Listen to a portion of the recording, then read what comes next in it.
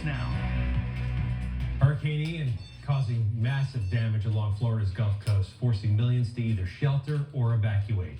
Thanks for joining us tonight at 6 o'clock. I'm Brian Colleran. And I'm Alice King. Many people in our region are directly impacted. Some have family or own property in Southwest Florida. NBC5's Liz Strappa spoke with a familiar face who spent the day south of the eye of the storm. Liz? Alice and Brian, we've been covering Hurricane Ian for days now, and seeing the destruction that it's caused so far is just absolutely heartbreaking. Well, there are people from northern New York in Florida right now trying to lend a helping hand. We're going to call a very familiar face who is down in Florida right now. During the calm before the storm. Hi, Tom. Hello, Liz. Nice. Former NBC5 First Alert Chief Meteorologist Tom Messner is hunkering down in Naples, Florida, preparing to be on the other side of storm coverage. Once a weather geek, always a weather geek. And I just thought it would be kind of interesting to ride this out. On Tuesday, he snapped this selfie at a Naples beach one day before Hurricane Ian made landfall. At the time, Tom says it was just raining. The Gulf Coast, a much different sight on Wednesday afternoon as Hurricane Ian made landfall. Our friend Tom playing it safe, staying inside and following precautions. I think the biggest thing for us is going to be the possibility of losing power. And then, of course, you take precautions like you buy food that you don't have to cook and water and stuff like that. And, keep an eye on, some of the wind damage that could occur with windows and stuff. He's one of the millions of people with property in the storm's path. And while many have evacuated, there are plenty of people from our region heading to Florida to help with relief efforts. 9 of them from the American Red Cross of Northeastern New York. The organization says even before the storm, the group moving truckloads of cots, blankets, comfort kits, and relief supplies, as well as blood donations to help as many as 60,000 people. But still, more help is needed. The organization says monetary donations are the best way to help those impacted by the storm. We have a link on our website, mynbc5.com.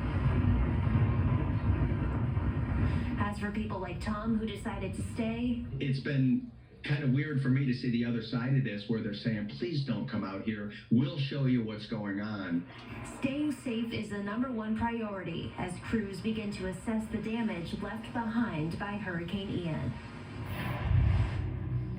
And it is worth repeating that the American Red Cross is asking for monetary donations to help people impacted by Hurricane Ian. We have a link to a donation page on our website right now. It's right on our homepage if you go to mynbc5.com. Reporting live in Morrisonville tonight, Liz Strappa, NBC5 News.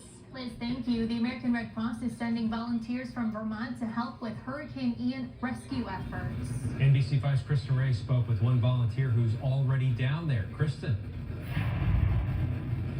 I spoke with a man from Hinesburg, Vermont, who arrived in Wimauma, Florida around 12 noon on Sunday. That's around 35 miles south of Tampa. He says the shelter that he's volunteering at is currently helping over 700 people, including 350 children.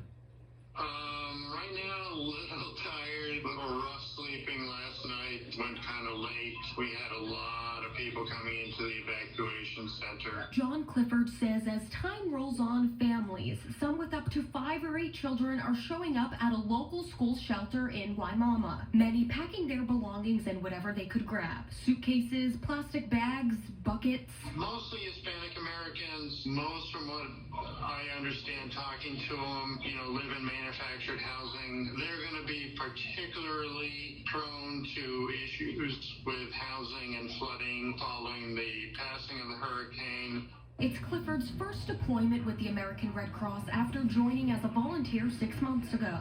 He's working with the sheltering and food services for 2 weeks in Florida. It's pretty flat here, not the hills and whatnot that we see in Vermont. So when that water level rises that fast, that quickly, it's going to fill the roads, it's going to fill the streets, it's going to fill driveways. The shelter is supposed to operate for 3 days, but it could stay open longer depending on the devastation Ian leaves behind. The question is going to be, as as the water recedes in the next week or several days, is the home going to be salvageable? Is it going to be livable for them? We don't know that. Vermont's Urban Search and Rescue Team specializes in flash flooding and swift water rescue. Everyone on the team sees a storm coming, so our phones stay pretty hot during this type of an incident. And so we do have a team roster. We are prepared to go. USAR manager Mike Cannon responded to Hurricane Irene in 2011. While they haven't been called to Florida yet for rescue efforts, they're prepared to go if they're called. We are quite capable for a flood or swift water response, which obviously Ian is going to bring to Florida. But we're also trained in building collapse, wide area search, searching with canines. And the American Red Cross is highlighting the urgent need for blood during this time, especially considering all blood donation appointments in the area of the storm had to be canceled. More information on how you can donate or help to Hurricane Ian efforts can be found at mynbc5.com. I'm live in Burlington. Kristen Ray, NBC5 News. Kristen, thank you. And people in New Hampshire are stepping up to help in Florida. Several Granite Staters are already in Florida. American Medical Response was contracted by the federal government to provide mobile medical crews. And as you can imagine, they have already been very busy. We've gone on at least a half a dozen missions already with over 100 ambulances spread out throughout the state, as far south as Fort Myers and up in the Tampa area, to safely move people out of harm's way before the storm gets here. Right now, that convention center is a hub for hundreds of emergency vehicles, including medical and military helicopters.